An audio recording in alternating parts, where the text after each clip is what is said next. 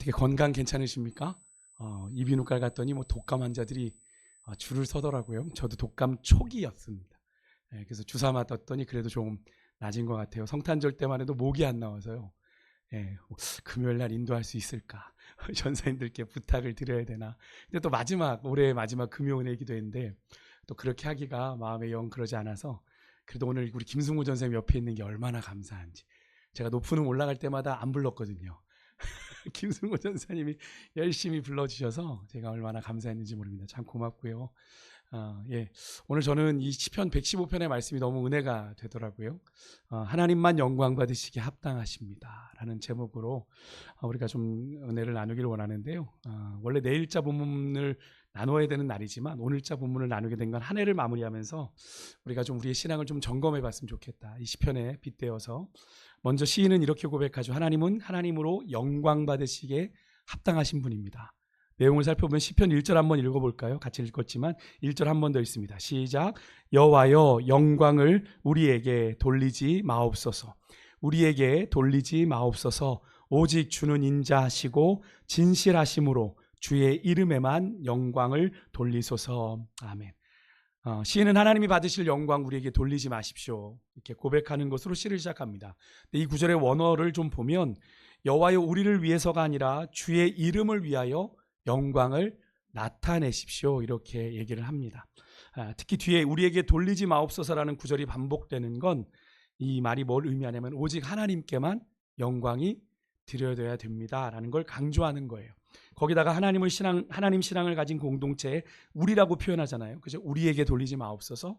우리로 인해 하나님의 영광이, 하나님의 명예가 실투되지를 않기를 바라는 그런 마음이, 하나님 우리가 주님의 영광을, 주님의 명예를 떨어뜨리지 않게 해주십시오. 그러면서 하나님만이 영광을 받으셔야 되는 이유가 분명히 있는데 그것은 바로 그분의 인자하심과 진실하심 때문입니다. 이 하나님의 인자하심과 진실하심은 우리가 성경에서 참 많이 보는 표현이죠.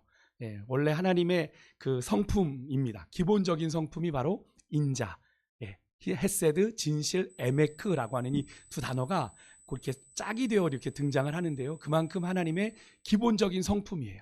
인자하심에는 은혜도 포함이 되고 사랑도 포함이 되고 진실하심에는 성실하심 이런 것들이 포함되거든요. 그러니까 하나님이 이 사랑, 인자하심과 진실하심으로 우리에게 구원을 베풀어 주신 거잖아요. 그죠?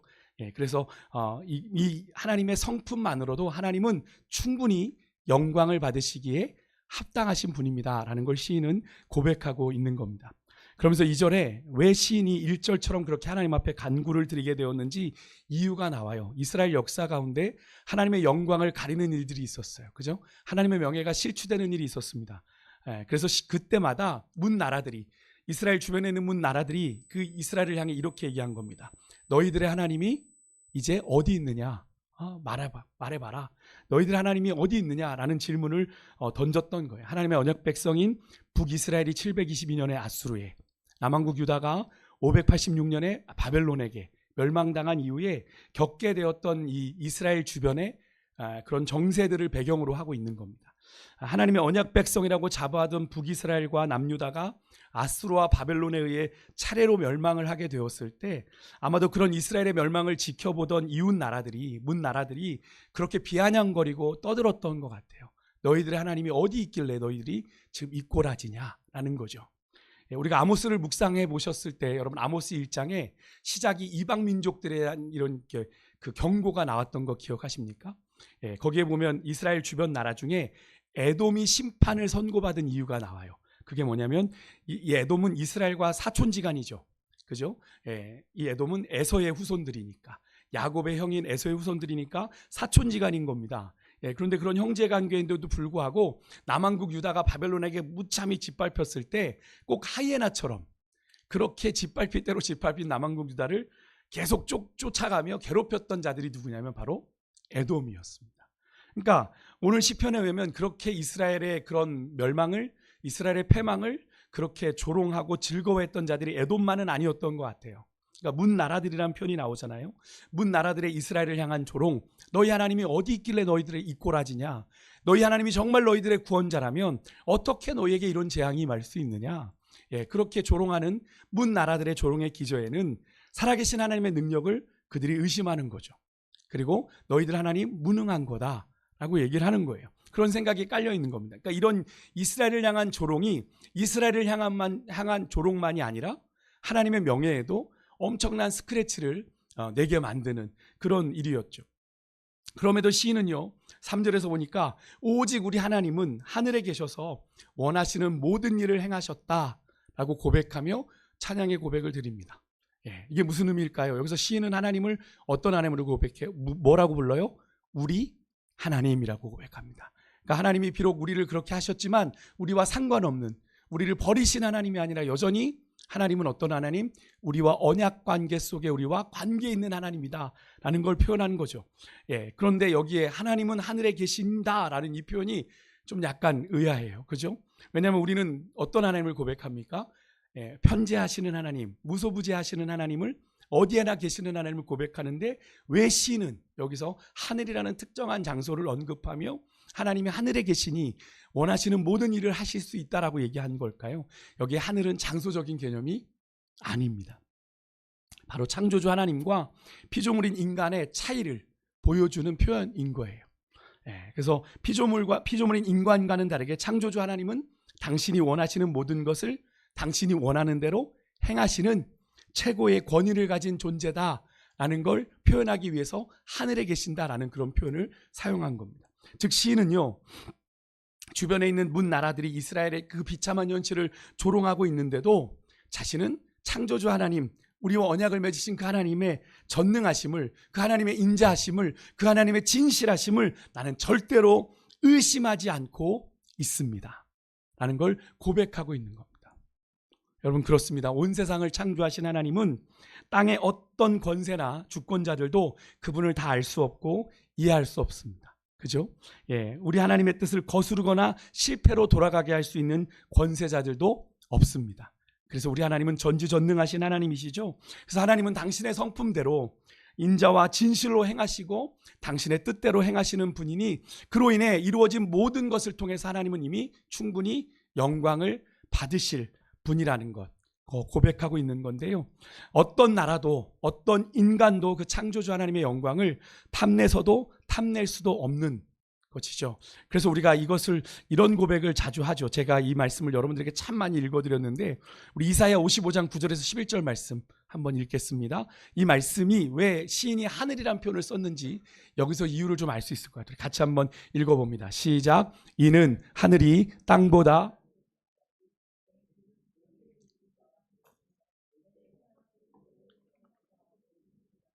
이는 비와 눈이 하늘로부터 내려서 하지 아니하고 땅을 적셔서 소출이 나게 하며 싹이 나게 하며 파종하는 자에게는 종자를 주며 먹는 자에게는 양식을 줌과 같이 내 입에서 나가는 말도 이와 같이 헛되이 내게로 돌아오지 아니하고 나의 기뻐하는 뜻을 이루며 내가 보낸 일에 형통함이니라.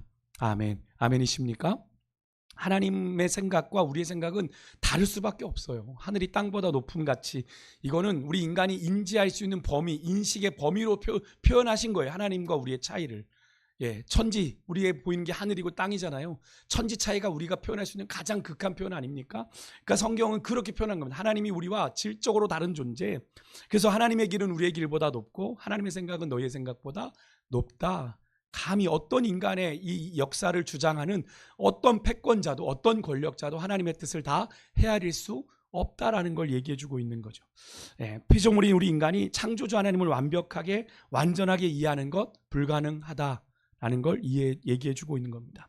하나님이 자신을 계시해 보여주신 만큼만, 특히 이 계시의 책인 성경을 기초로만 우리가 하나님을 알 수 있는 것이 우리 인간의 어설픈 지혜, 지식, 이성과 판단으로 하나님에 대해서 그래서 우리가 함부로 판단하고 속단 내리면 안 되는 겁니다. 내 앞에 당장 펼쳐진 일 때문에 하나님 앞에 일일비하면 안 되는 거예요. 왜 그렇습니까? 하나님은 합력하여 선을 이루시기 때문에.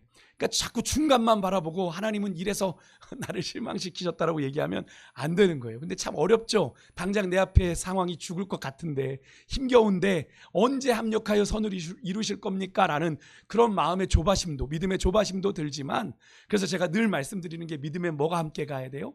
인내. 그래서 하나님의 때를 기다리는 인내가 꼭 필요하다 라는 걸 말씀을 드리지 않습니까? 그런데 그 인내의 시간이 결코 우리에게 무익하지 않은 이유가 뭔지 아십니까? 그 인내의 시간을 통해 우리가 하나님과 깊이 기도하면서 어떻게 돼요? 하나님과 더 깊은 관계로 나아가게 되거든요. 그래서 제가 요즘 종종 말씀드리지만 기도는 응답만 중요한 게 아니에요, 여러분. 하나님이 기도하게 하시는 이유가 있어요. 기도를 통해 하나님과 우리가 더 깊어지길 원하셔서 그렇게 오래 기다리게 하시는 겁니다. 오래 기도하게 하시는 거예요. 응답은 언제든 주실 수 있어요. 그런데 그 응답을 이루기까지 하나님이 원하시는 게 있기 때문에 우리로 자꾸 기도하게 하시는 거다. 그러니까 여러분, 기도는 응답만 중요한 게 아니라 기도하는 것이 너무 중요하다. 그러니까 여러분들이 기도의 자리에 오셔서 기도해야 되는 거예요. 그러니까 꼭 기도하시던 분도 응답 받잖아요. 기도의 자리에 안 와요. 다급할 땐 기도의 자리에 오세요. 그런데 기도 응답 받으면 안 오는 거예요. 그런데 하나님은 그렇게 하길 원하지 않아요. 하나님은 이 기도의 자리에 와서 우리가 하나님을 더 깊이 알아가길 원하시는 거거든요. 근데 우리는 자꾸 응답에만 목표를 잡으니까 그렇게 응답받기까지 열심히 하던 분이 응답받고 나면 주저앉아요. 그래, 목사님 잘 안 되네요. 뭐 불나면 어떻게 됩니까? 뭐라도 하게 되는데, 이제 살만해지니까, 그죠? 그러는 거예요. 여러분, 그래서 하나님의 뜻은 우리가 기다리기 위해서는 인내하는 게 필요한데요. 근데 여러분, 하나님의 뜻이 안 이루어집니까? 이루어집니다. 그죠? 인류 역사를 통해서 또 우리 인생을 통해 경험한 내용이잖아요. 하나님의 뜻이 안 이루어지는가 했는데 이루어졌죠. 반드시 이루어졌고 이루어져 가고 있음을 우리는 경험하고 있지 않습니까? 그렇기 때문에 여러분, 온 세상을 창조하시고 다스리시며 세상의 역사를 주관하시는 인자와 진실로 관을 쓰신 우리 전능하신 하나님만이 영광 받으시기에 합당하신 분임을 여러분 꼭 믿으시길 바랍니다. 그래서 우리의 삶의 모든 것을 통해 영광은 하나님께만 돌려져야 되는 거예요. 이 세상 어느 권력자도 하나님의 영광을 탐해서는 안 되는데 성경에 그렇게 하나님의 영광을 탐했다가 어이없게 죽었던 사람이 있죠. 여러분 누굽니까? 혹시 아시나요? 로마 황제도 아니고 로마의 권력을 이양받은 분봉왕 헤롯입니다. 사도행전 12장 21절 23절에 이런 말씀이 나옵니다. 같이 한번 좀 읽을게요. 같이 읽습니다. 시작. 헤롯이 나를 택하여 왕복을 입고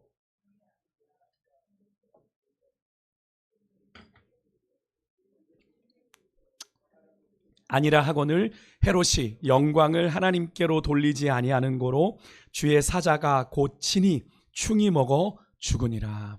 아멘. 헤롯이 왕복을 입고 왕위에 앉아 백성들에게 연설을 합니다. 두로와 시돈 백성들인데요, 그것을 보고 두로와 시돈의 백성들이 와, 신의 소리다, 사람의 소리가 아니다 라고 칭송을 하니까 헤롯이 자기를 하나님으로 칭송하니까 자신이 우쭐했어요. 그래서 하나님께 영광을 돌리지 않은 고로 주의 사자가 헤롯을 쳐서 어떻게 해요? 충이, 벌레가 먹어 죽었다라고 얘기합니다. 역세가 요세푸스에 의하면 이 헤롯이 이 일을 겪고 나서 닷새 만에 죽었다고 합니다. 닷새 만에. 당시에 그렇게 벌레에 먹혀 죽는 건 가장 수치스러운 죽음 가운데 하나로 간주되었는데, 하나님의 영광을 가로챈 이 헤롯이 그렇게 수치스러운 죽음을 당하게 되는 거죠. 이 헤롯은 야고보 사도도 죽였고 베드로도 죽이려고 잡아 가뒀던 헤롯입니다. 그런데도 여전히 오늘날에도 이런 일들이 일어나고 있어요. 이렇게 하나님의 영광을 빼앗은 자가 이렇게 비참한 결과를 맞이했다는 걸 알면서도 여러분, 이런 일들이 일어나고 있는데 혹시 이런 일에 우리는 예외입니까? 근데 우리는 예외인가요? 제가 지난 주일 설교 때도 말씀드렸지만 내가 내 인생에 정말로 내가 예수님을 내 안에 모신다는 건 내 인생의 그 왕자의 자리에, 주인의 자리에 하나님을 모시는 거라고 그랬어요. 그죠? CCC에 제가 그 두 원의 마음을 보여드리면서 표현을 드리지 않았습니까? 그것이 우리가 예수 믿는 믿음의 시작이다라고 말씀을 드렸어요. 근데 그것이 우리는 여전히 지금도 되지 않아요. 성탄 때마다 돌아보지만 빈 방이 없어요. 우리 안엔 예수님을 모셔드릴. 근데 여러분, 그런 자리에 내가 내 인생의 왕자에 내가 스스로 앉으려는 것. 여러분, 우리를 십자가 은혜로 구속하시고 삶의 참 주인이 되시고 왕 되신 하나님 아버지의 영광을 스스로 가로채는 일과 다를 바가 없는 일을 우리가 하고 있는 거예요. 그래서 사도 바울은 고린도전서 9장 27절에 이런 고백을 했던 것 같아요. 같이 한번 좀 읽겠습니다. 같이 읽습니다. 시작. 내가 내 몸을 쳐 복종하게 함은 내가 남에게 전파한 후에 자신이 도리어 버림을 당할까 두려워함이로다. 아멘. 사도 바울이 내 몸을 쳐서 누구에게 복종하게 했을까요? 하나님께요. 그죠? 하나님께 나를 쳐 복종하게 함은 내가 남에게 복음 다 전한 후에 오히려 내가 버림을 받을까 두려워합니다. 사도 바울이 왜 자신의 몸을 쳐서 주 앞에 복종하게 한 이유가 뭘까요? 자신이 예수님을 전하고 버림받기 두려웠기 때문이기도 하지만 여러분 이걸 뭘 의미하냐면 사도 바울이 가진 거 너무 많잖아요. 출신, 배경, 학력 모자란 게 없습니다. 물론 자기는 배설물로 여겼다 하지만 사도 바울은 가진 게 많은 자라 얼마든지 어떻게 해요? 자기 인생의 주인이 얼마든지 사도 바울이 될 수 있는 그런 가능성이 우리보다 훨씬 많은 사람이죠. 내가 가지고 있는 게 많으니까 왕 노릇할 걸 알았기 때문에 사도 바울의 욱욱 올라오는 것들이 그런 것 아니겠습니까? 그러니까 날마다 자신의 몸을 쳐서 어떻게 해요? 그의 삶의 참 주인 되신 주님께 자신을 어떻게 하게 했다? 복종하게 했다. 하나님, 내 생각엔 이게 아닌데요, 내 계산엔 이게 아닌데요, 그냥 하나님의 말씀이라면 어려운 상황이든 힘든 상황이든 그냥 나를 복종하게 만들었다라는 거예요. 여러분 사도 바울 같은 사람도 이러할진데 여러분 하물며 우리겠습니까? 우리겠어요? 그래서 우리도 여러분 날마다 사도 바울이 고백했던 것처럼 내가 날마다 주 안에 죽노라 고백하면서 내 욕심이, 내 탐욕이 우리 인생 가운데 왕노릇하지 못하도록 우리의 몸을 쳐서 주님 앞에 복종시키는 훈련들이 우리 가운데 늘 있어야 될 줄 믿습니다. 내가 왕노릇하지 않도록, 내가 주인 되지 않도록. 이어서 시인은요, 오늘 본문 4절과 8절에 그렇게 하나님의 능력을 조롱하며 의심하는 문 나라들이 섬기는 우상들이 어떤 존재인지, 또 그것들이 얼마나 무능한 존재인지를 일일이 언급해요. 아까 읽으셨죠? 그들의 우상은 어떤 존재예요? 은과 금이고 사람의 손으로 만든 거다. 스스로 존재하시는 여호와 하나님과는 다르게 우상은 누구의 손에? 인간의 손에 의해 만들어진 것이기에 우리 눈에 드러나는 실체가 있지만, 우리 눈에 가시적으로는 보이지만 영혼 없는 물건일 뿐이죠.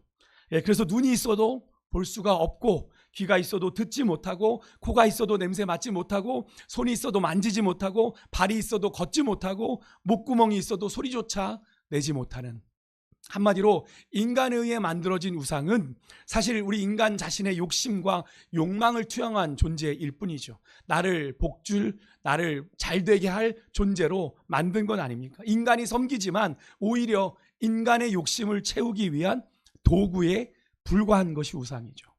그래서 시인은 8절에 우상을 만드는 자들과 그 우상을 의지하는 자도 다 어떻게 될 거다? 그와 같을 것이다 라고 이야기를 합니다. 얼마나 비참한 지경에 이르게 되는지 상상이 되십니까? 우리가 최근에 정치권의 주술과 무속이 판을 치는 그런 형국을 우리가 뉴스를 통해서 보고 있는데 얼마나 안타까운지, 살아계신 하나님이 아닌 형체도 없는 그 무능한 귀신의 사주를 받아 자신들의 운명을 맡기고 지금 나라의 국운을 걸고 있는 현실을 우리가 마주하고 있어서 너무나 마음이 아픈데요. 거기다가 조금 더 마음이 아픈 건 그런 일을 한국교회가 간접적으로 동조하고 있는 분들이 있어서 사실 너무 마음이 아픕니다. 여러분 이 나라 이 민족을 위해서 정말 기도 많이 하셔야 돼요. 정말 기도 많이 하셔야 돼요.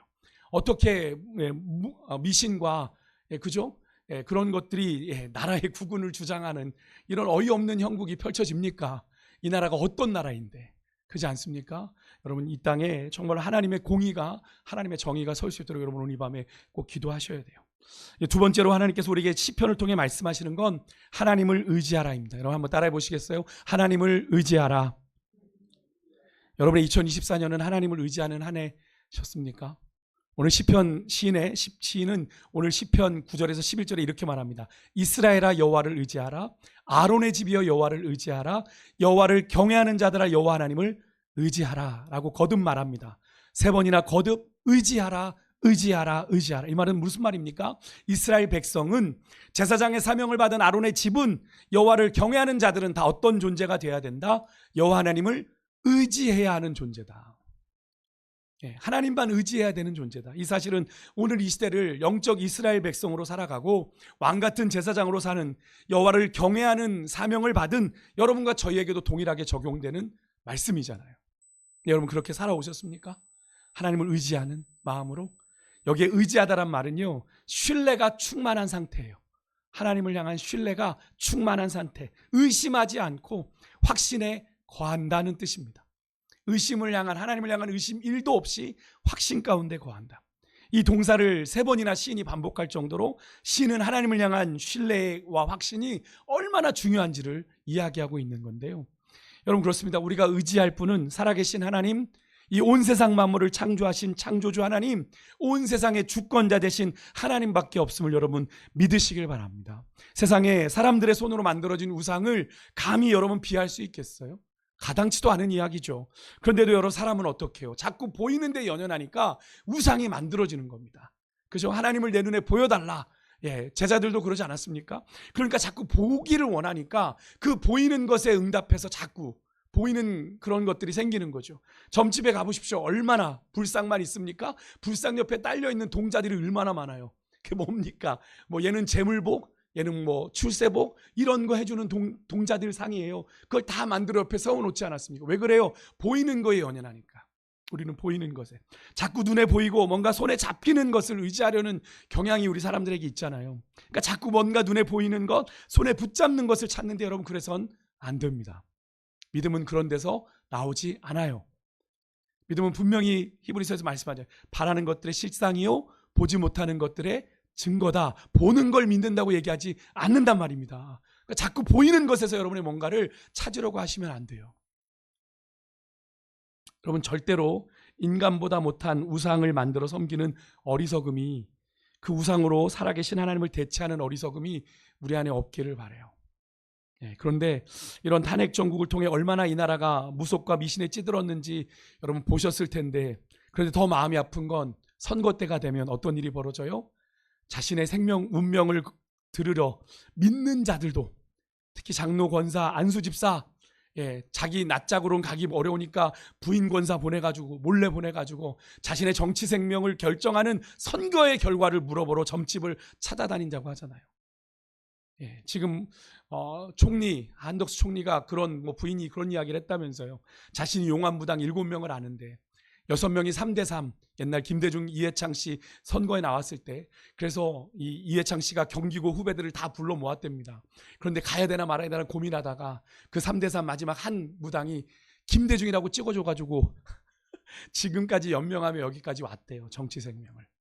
여러분 그렇게 온 인생이 말로가 어떻게 되고 있습니까? 여러분 그분은 어차피 예수 안 믿는 분 같고요. 근데 여러분 예수 믿는 자들도 자기의 생명을, 그죠? 정치 생명을 결정하는 그 선거의 결과를 누구에게 맡겨요? 하나님께 맡기는 게 아니라 누구에게 맡겨요? 귀신에게, 우상에게 맡겨요. 그럼 여러분 그런 인생을 하나님을 의지하는 인생이라고 말할 수 있겠습니까? 물론 그분들이 얘기해요. 나는 하나님도 의지합니다. 여러분 하나님도 의지하는 겁니까? 우리가? 하나님만 의지하는 인생이어야 되는 거예요. 하나님도가 아니고요. 그런데 그렇게 말을 하는 거죠. 근데 여러분 우리는 그렇게 우리가 비난하고 우리의 마음에 거리껴지는 그들과 많이 다릅니까? 우리는 노골적이지는 않아도 우리는 우리 안에 돈을, 때로는 세상의 권력을, 사람을 의지할 때가 많은 것이 사실이죠. 여러분 절대로 세상의 것은 여러분 의지할 대상이 아닙니다. 그래서 제가 사람도 믿지 말라고 말씀드리잖아요. 사람도 믿으면 안 됩니다. 사람도 사랑의 대상이지 절대 믿음의 대상이 아니에요. 그러니까 세상의 것은 다 변합니다. 다 변해요. 세상에 영원한 것은 없다고 가요도 노래하지 않습니까? 그죠? 영원한 것은 절대 없어. 저 그 가사를 딱 들으면 참 맞네 라는 얘기를 생각해요. 세상에 영원한 건 없습니다. 제가 오늘 새벽에도 말씀드렸지만 모든 길은 로마로 통한다. 팍스 로마나를 외쳤던 그 로마 제국도 100년이 못 갔어요. 여러분 100년이 못 갔습니다. 그 정도의 위세라면 100년, 500년, 1000년이 가야 될 제국인 것 같은데 그 로마 제국도 여러분 100년이 못 갔어요. 여러분 이 세상엔 영원한 게 없어요. 영원한 분은 한 분이십니다. 영원히 변하지 않으시는 우리 하나님만 여러분의 도움이요 여러분의 방패 삼으시는 인생 되시길 주의 이름으로 축복합니다. 마지막으로 시인은요 12절에서 하나님은 복을 주시는 분이다 라는 걸 고백합니다. 근데 그 복은요 지위고하를 막론합니다. 복체에 따라 달라지는 복이 아니에요. 하나님을 경외하는 자에게 높은 자나 낮은 자나 복을 내리신다 하나님이 약속하십니다. 13절에 여호와를 경외하는 자들에게 하나님이 복을 주신다. 하나님이 내려주시는 복에는 차별이 없고 하나님을 경외하는 자에게는 반드시 복을 주시고 자손에게까지 이르는 복을 주신다라고 약속을 하세요. 사랑하는 여러분, 세상이 주는 유한한 복이 아니라 천지를 만드신 하나님이 주시는 영원한 복을 사모하는 인생들 되시길 주의 이름으로 축복합니다. 하나님이 주시는 복을 사모하며 하나님을 경외하며 나아갈 때 여러분, 우리는 하나님을 나도 모르는 사이 하나님을 경외하는 그런 삶을 살아가는 걸 통해서 우리가 점점 하나님을 닮아가는 거룩한 존재로 변화해가는 것을 경험하게 될 겁니다. 여러분의 저는 매해가 달라질 때마다 여러분들이 그런 질문을 좀 던져보셨으면 좋겠어요. 우리가 그런 찬양 우리가 매주일 부르잖아요. 하나님의 꿈이 나의 비전이 되고 예수님의 성품이 나의 뭐가 돼요? 인격이 되고 있는지. 네. 우리가 그것을 그렇게 찬양하는 이유는 그거거든요. 우리가 신앙생활이 거듭되고 해가 거듭될수록 제자리 걸음하는 게 아니라 우리는 누구 닮아야 돼요? 큰바위 얼굴처럼 예수님 닮아가야 되거든요. 예수님 닮아가고 있는지. 근데 그 일은 어떻게 돼요? 내가 열심히 돌을 닦으면 돼요? 아니요. 내가 신앙에 집중하며 하나님의 뜻을 따라가고자 할 때 나도 모르는 사이 내 안에 주님의 성품이 내 안에 새겨지게 되는 거죠. 훈련되게 되는 거죠.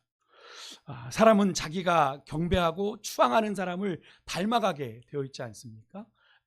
여러분은 누구를 올 한해 닮아 가셨어요? 얼마나 많이 여러분 안에 주님을 닮은 모습들이 있으십니까?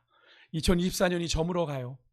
여러분의 신앙은 어떠신지, 혹시 나도 모르는 사이 하나님께만 드려야 될 영광을 내가 그 주인의 자리에 앉아 혹시 가로채고 계신 분은 계시지 않습니까? 우리가 하나님만 의지해야 되는데 하나님 아닌 다른 것으로 내 마음의 위안을 삼고 살아가고 있지는 않은지, 의지를 삼고 살아가고 있지는 않은지, 하나님이 주시는 영원한 복을 사모해야 되는데 세상에 잠시 잠깐의 쾌락에 빠져 그 유한한 복에 연연하느라, 그 복을 누리느라, 그것을 제가 터부시하는 건 아닙니다만 그것이 전부가 되어버려 정말 소중한 하나님이 약속하신 복은 그냥 적당히 바라는 그런 인생 되고 있지는 않은지 여러분 좀 돌아보는 이 시간이 되었으면 좋겠고요.